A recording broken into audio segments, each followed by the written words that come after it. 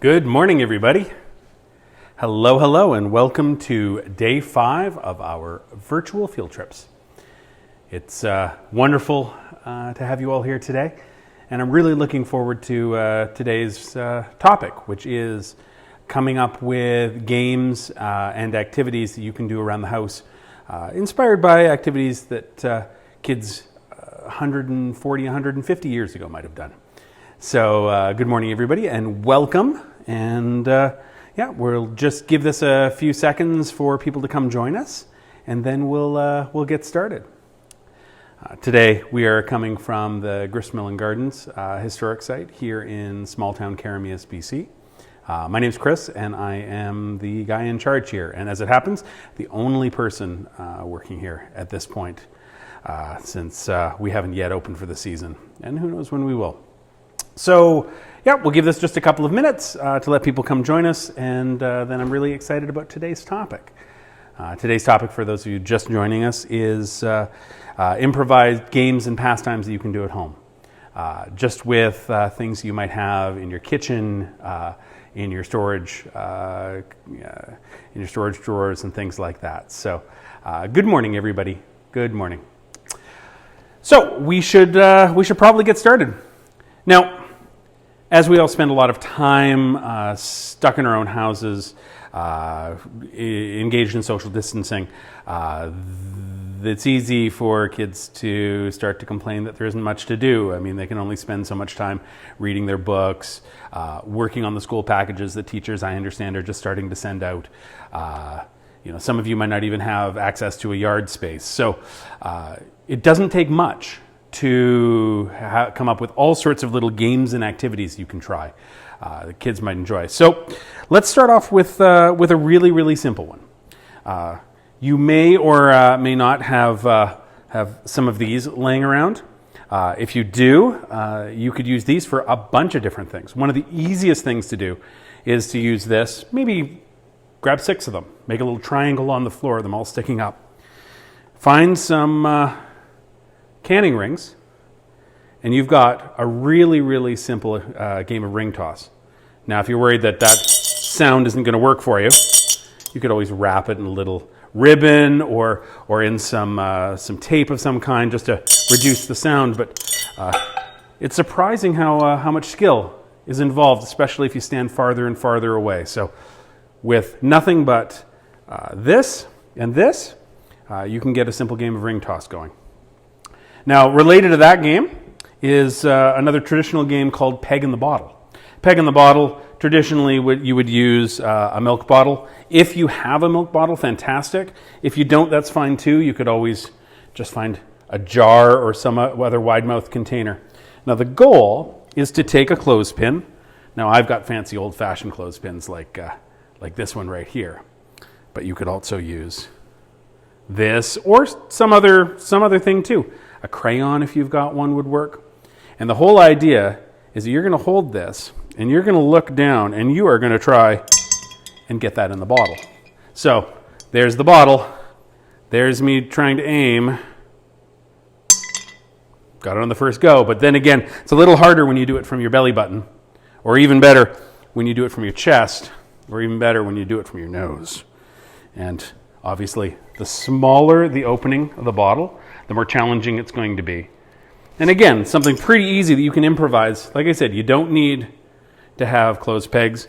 You don't need to have a milk bottle. But you could probably figure this out pretty quickly, all on your own. So far we've talked about ring toss. We've talked about peg in the bottle. Now, a game that some of us might remember from when we were small was pickup sticks.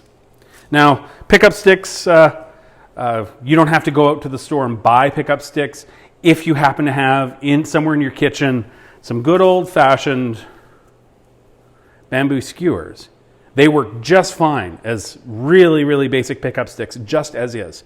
If you're not familiar with the game pickup sticks, you take a whole bunch of skewers, grab them like this, rest the bottom on the table, let go, and the goal is to pick up one stick at a time without moving the others. If you move one, you lose your turn, and it goes to the next person.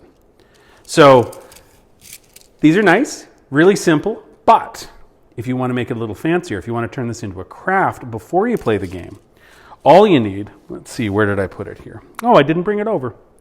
All you need is a little bit of food coloring and bamboo skewers. And you can make yourself some beautiful colored skewers. I did this really quickly just this morning. Soaked them in food coloring and a little water, and then put them in the oven just to dry them quick, and you have some beautiful colored pickup sticks. Now, in the version of pickup sticks with colored skewers, often what you'll do is have different point values for the different colors. So red might be 1 point value, blue might be another, green might be a third. And so then there's motivation to be really strategic in terms of which one you're picking up. So we have easy homemade pickup sticks. We've got ring toss. We've got peg in the bottle. We've covered off those ones so far. The next one is fishing. This is the only magnet that I was able to find on short notice. This is from the back of one of our name tags, but it'll work just fine. If you've got a magnet and you've got some string and you've got a stick, you've got everything you need for a magnetic fishing rod. Well, if you're going to do that, well, then you just need to make things to fish for. Again, if you're, we talked about the bottles before. If you have wine bottles, you probably have some corks. What if you put something metal in that cork? What if you put a thumbtack in the top of it, or maybe a nail or something else you might happen to have at home? These could then float in the water, and your magnet on the end of a string would be very good for fishing. Now, you could add some complication to that very easily by putting numbers or actually drawing a fish on the bottom of some of these in a waterproof marker and just have it floating there. So it's a surprise. So when you catch, some of them will come up empty, some of them will come up with fish. That may be a nice, easy game to do if you've got all the right supplies. So again, to do the fishing, all you would need is something that floats, like a little cork here, something metal so that it can be picked up by the magnet on the string on the end of a stick. And suddenly, you've got a fishing game. All right, what do we have next? Well, here's one that's tough, like ridiculously challenging. This is actually an old carnival game. You can use any kind of ring you can find. I have a nice ring from some horse tack, I think. You don't need something quite this fancy, but what you do need is a ring that's big enough to go around a wine bottle. Now, you've got to empty the bottle first, of course. So here's what we're going to do. We're going to take this beautiful ring. We are going to tie a string onto it, just like this. There. I'm just going to tie another knot down here on the table. It's hard to do it while I'm holding it up. So I'm tying the string onto the ring, like so. There we go. Perfect. The other end, I am going to tie to a stick. All right. Let's do this. Wrap this around a few times. Now, we're just doing this quickly just to show you. You can put as much care and attention into this as you'd like. But basically, a ring on the end of a string. All right? So, here's what we're going to do. And I'm going to move the camera so that you can see this. So let's see here. Hard to do with one hand, but we're going to manage. Okay, so we're going to put our bottle down like this on a flat surface where it doesn't roll, of course. Okay. Now the whole goal here is to take our fishing line and the ring and try, without using your hands, to lift the bottle. Now, you'd be surprised at how difficult this actually is. This is commonly used as a carnival game. There are lots of people looking to cheat you out of your money with something that is impossibly hard. This is one of those things that is impossibly hard, but it is a skill. It is possible to get the ring around the neck of the bottle and carefully to lift it up into place. So, those are some of the games. Now, another old-fashioned one. If you are lucky enough to have a button, something as simple as a button. You don't need a button, but we're going to use a button for this. I've got some string right here. I'm just going to cut some off. Perfect. Now, we're going to take the string. We're going to put it through one of the holes in the button. I need to twist that a little bit so it'll go through. Okay. So we're going to twist this through. Oh, come on. Be easier with a needle, but also be easier if you weren't all watching right now. But we'll do our best. So we got it through one hole. And pulled it right back out again. Well, that's inconvenient. Okay, so we're going to put it through one hole there. Now you'll see this is a 4-hole button. So I'm going to take it through. I'm going to put it back through another one of the holes, the opposite hole. And so now we have this on the string, right? Nice and simple. Okay, I'm just going to take the two ends. Take the two ends of our string. We're going to tie them together, nice and easy, just like that. So now what I have is I have a loop of string and a button. Now the bigger the button, the more fun this is, of course, but basically, if we take like this, once you get this button spinning, I'm gonna just do this a few times just to get it going, just twisting it. Okay. Now this button is unfortunately way too small, but this is the basic idea. And once you get it spinning a little bit, you can actually pull, and it'll spin one way. And when you let go, it'll keep spinning and wind itself up backwards. And you can just now again, this button is a little too small. It was something I wanted to add today, and this is just too tiny. Now, if you don't have a button to make this button spinner, you can use something else. Plastic from a small yogurt container would work. Just be aware that there's a lot of force as you're pulling and as you're letting go and the spinning and all that. So it needs to be something that's firm.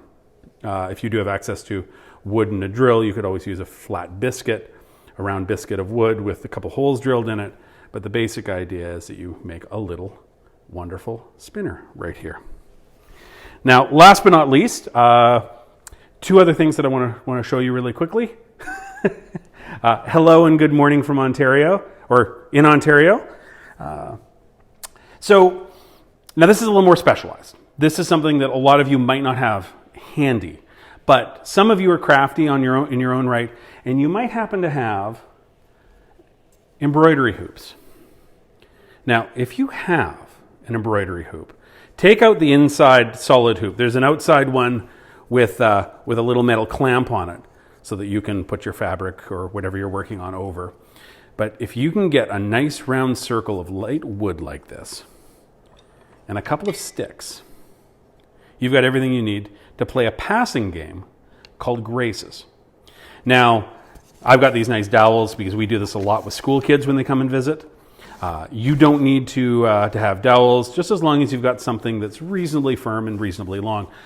Sewing needles would work just fine. Regular sticks would work as long as they're not too bumpy.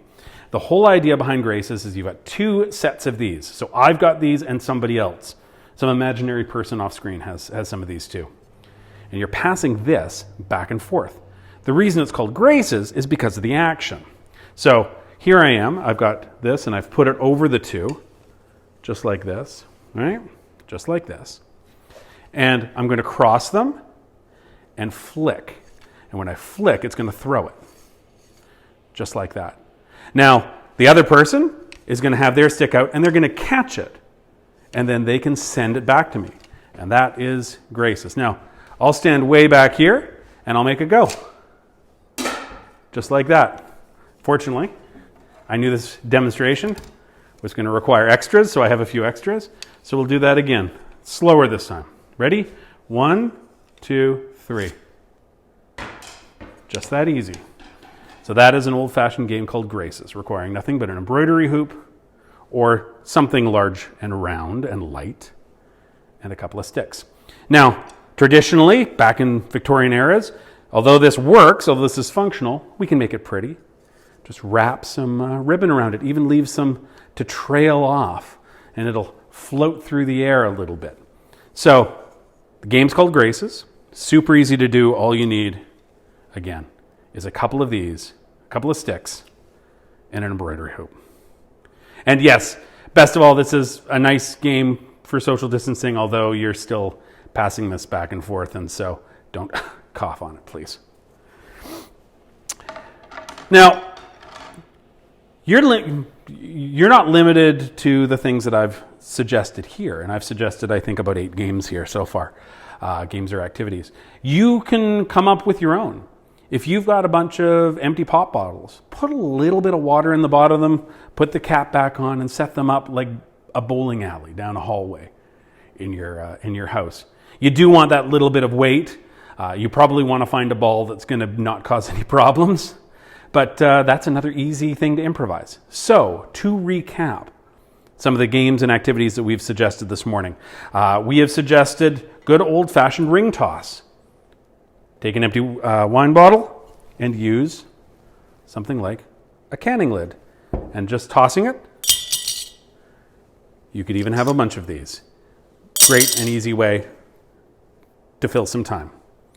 We've talked about peg in the bottle. Again, you don't have to have a milk bottle and an old-fashioned peg, but it's a great game of skill. Looking down, having the bottle on the ground by your feet, and watching and trying to get it in. Another great game. We talked about making your own pickup sticks, using nothing but bamboo skewers and a little bit of food coloring. We talked about creating a fishing game out of something that floats and magnets. We talked about making the spinning buttons. And we talked about some of the carnival games like trying to play Lift the Bottle. So hopefully this gives you some ideas today on things that you can improvise and do by yourself at home. If you wouldn't mind, try some of these things out and take a picture. I would love to see in the comments on this video a picture of you and your kids working on some of these games. So give them a shot, try them out, maybe make up your own, but please, yes, try them out and let me see them. Anyways, my name is Chris. I run the grist mill here, and we're going to sign off here for today. If you like what we're doing, please support us by buying a season's pass to the site. It's one of our few sources of income at the moment, so if you're not able to use it this season, and we have a very short season, we'd be thrilled to honor them next year, but buying a season's pass just does so much to help us keep the lights on, pay our bills, and keep doing the work that we're doing. Now, next Monday, we're going to bake a simple loaf of bread together. Please, we'll post on the day before, on Sunday, the ingredients that you're going to need, which is basically just flour, water, yeast, and salt. Flour, water, yeast, and salt. And we're going to make a really simple loaf of bread together. It's delicious, and it's really interesting. The day after that, we're going to check in on our baby chickens that are still in the eggs, still in our incubator, and we're really looking forward to seeing how they're developing now that they've been in that incubator. Well, by the time we look at them next week, they'll have been in for 2 weeks, and it takes 3 weeks for the egg to turn into a baby chick. So, thank you again so much. Please support us by going on our website and buying a season's pass. Please share these videos with others, and in the comments below, please let us know if you had success with any of these games. Thank you so much, and we'll see you again. Bye-bye now.